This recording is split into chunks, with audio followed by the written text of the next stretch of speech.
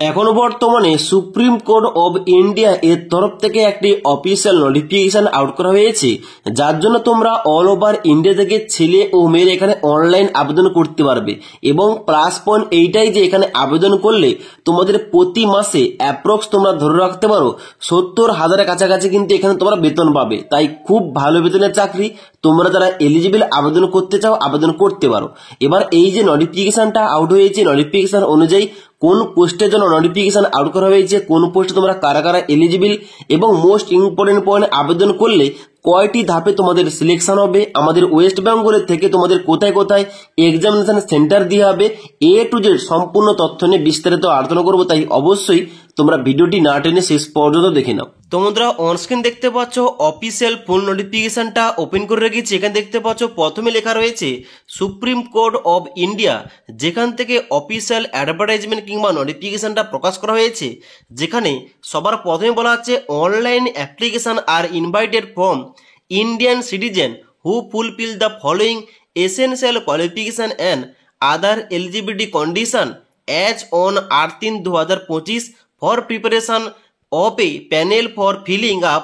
এখানে 241টা ভ্যাকেন্সি উল্লেখ করা রয়েছে, অর্থাৎ এখানে মোট শূন্যপদ রয়েছে 241টি, যেখানে পোস্টের নাম বলা হচ্ছে জুনিয়র কোড অ্যাসিস্ট্যান্ট, যেটা একটা গ্রুপ বির পোস্ট। অর্থাৎ তোমাদের চাকরি হলে এই জুনিয়র কোড অ্যাসিস্ট্যান্ট পোস্টে তোমাদের চাকরিটা হবে। ওকে, এবার নিচের দিকে আসার পর দেখতে পাচ্ছ এখানে বলা হচ্ছে এখানে তোমরা চাকরি পেলে লেভেল 6 অনুযায়ী এখানে তোমাদের বেতনটা দিয়ে হবে, এবং এখানে তোমাদের বেসিক পে থাকবে 35,400 টাকা, এবং এখানে তোমরা গ্রস পার মান্থ স্যালারি পাবে 72,040 টাকা। তাই অবশ্যই খুব ভালো বেতনের চাকরি।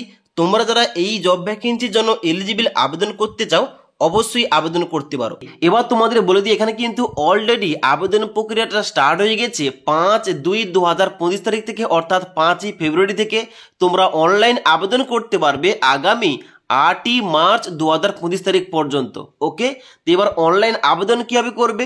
অনলাইন আবেদন করার জন্য এই যে সুপ্রিম কোর্ট অফ ইন্ডিয়া এর যে অফিসিয়াল ওয়েবসাইট রয়েছে, অর্থাৎ www.sci.government.in, এখানে গিয়ে তোমাদের অনলাইনে স্টেপ বাই স্টেপ আবেদন করতে হবে। এবার তাহলে এই সুপ্রিম কোর্ট অফ ইন্ডিয়ার জুনিয়র অ্যাসিস্ট্যান্ট পোস্টে তোমরা কারা কারা আবেদন করতে পারবে, দেখো এই সম্বন্ধে এখানে এসেনশিয়াল কোয়ালিফিকেশন দেওয়া রয়েছে, যেখানে বলা হচ্ছে প্রথম যে bachelor degree of a recognise university, অর্থাৎ অবশ্যই তোমাদের ব্যাচেলার ডিগ্রি কমপ্লিট করতে হবে যে কোনো শাখা থেকে, মিনিমাম নাম্বার পেয়ে শুধুমাত্র তোমরা গ্র্যাজুয়েশন পাস যোগ্যতায় এখানে আবেদন করতে পারো।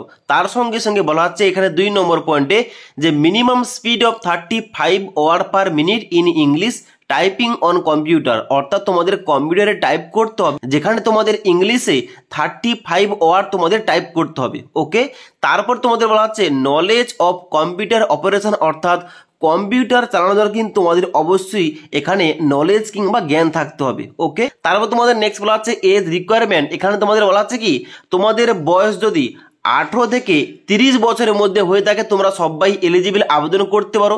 তবে তোমরা যারা SC ST OBC এবং এক্স সার্ভিসম্যান তোমরা কিন্তু আপার এজ লিমিটে বয়সের ক্ষেত্রে ছাড়গুলো পেয়ে যাবে। ওকে, এবার এখানে তাহলে আবেদন করলে কয়টি ধাপে তোমাদের সিলেকশন হবে দেখে নাও একটু।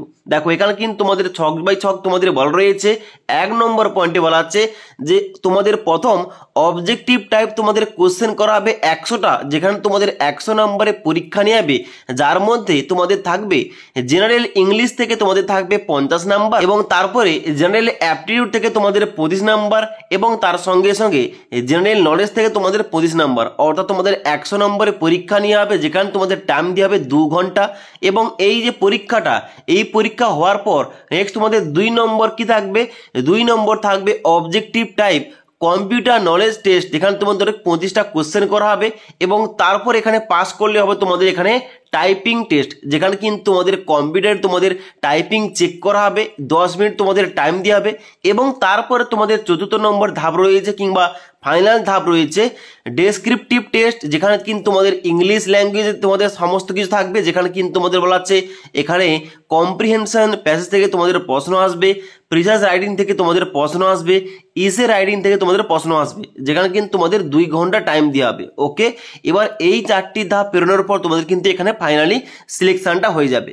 এবার তোমাদের বলে দিই, এখানে তোমরা যারা ওয়েস্ট বেঙ্গল থেকে আবেদন করবে, তোমাদের এখানে যে সমস্ত টেস্টগুলো নিয়ে হবে, ওই টেস্টের সেন্টার কিংবা এক্সাম সেন্টারগুলো কোথায় কোথায় আমাদের ওয়েস্ট বেঙ্গলের মধ্যে রয়েছে তোমরা দেখে নাও।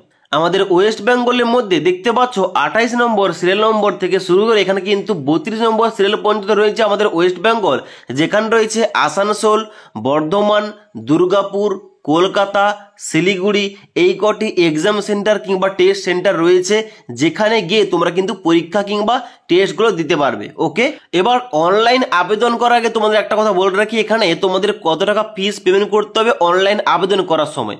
দেখো, এই সম্বন্ধে এখানে বলা হচ্ছে যে তোমাদের অবশ্যই তোমরা যারা জেনারেল এবং ওবিসি ক্যান্ডিডেট তোমরা যারা আবেদন করবে, তোমাদের 1000 টাকা ফিস পেমেন্ট করে এখানে অনলাইন আবেদন করতে হবে।